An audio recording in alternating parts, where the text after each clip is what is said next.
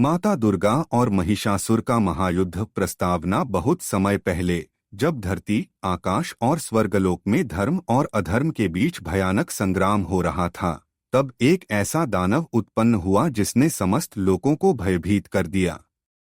उसका नाम था महिषासुर। वह अत्यंत बलशाली था, उसका शरीर विशाल था और वह अपनी मायावी शक्तियों से किसी भी योद्धा को परास्त कर सकता था। महिषासुर को वरदान। महिषासुर ने कठिन तपस्या कर भगवान ब्रह्मा को प्रसन्न किया। जब ब्रह्मा जी प्रकट हुए तो महिषासुर ने उनसे अमर होने का वरदान मांगा। ब्रह्मा जी बोले, जो जन्मा है उसकी मृत्यु निश्चित है। अमरता का वरदान देना असंभव है।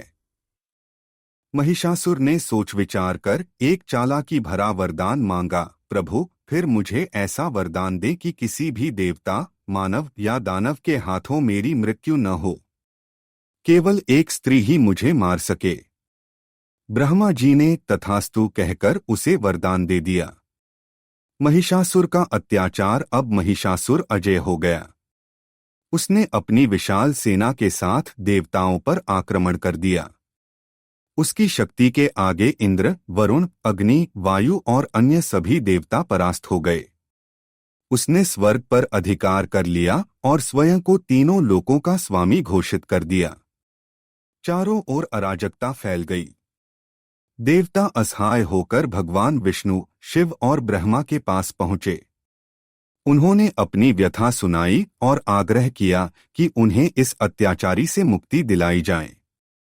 मां दुर्गा का प्राकट्य। भगवान विष्णु, शिव और ब्रह्मा ने अपनी दिव्य शक्तियों को एकत्रित किया। देवताओं ने भी अपनी अपनी शक्तियों का अंश प्रदान किया। इन सभी शक्तियों से एक दिव्य तेज उत्पन्न हुआ, जिसने एक स्त्री का रूप धारण किया। यही थी मां दुर्गा। मां दुर्गा का रूप दिव्य और तेजस्वी था। उनके 10 हाथों में शंख, चक्र, गदा, धनुष, बाण, तलवार, त्रिशूल और अन्य अस्त्र शस्त्र थे।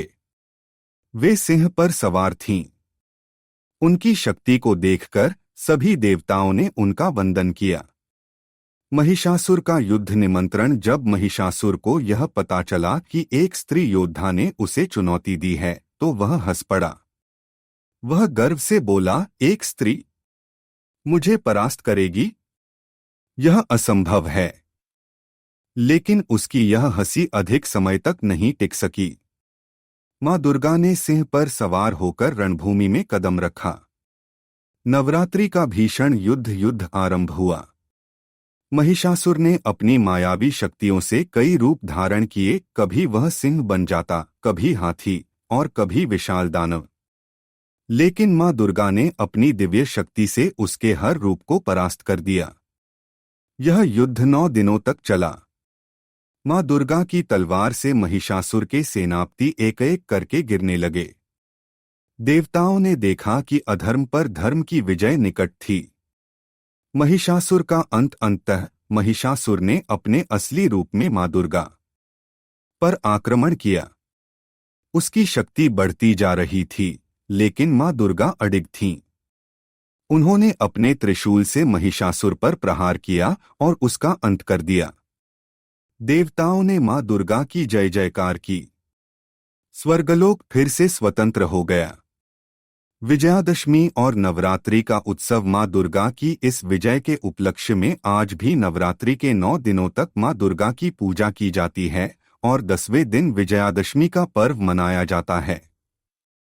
यह पर्व हमें यह सिखाता है कि सच्चाई और धर्म की हमेशा जीत होती है, चाहे अधर्म कितना भी बलशाली क्यों न हो। जय माता दी।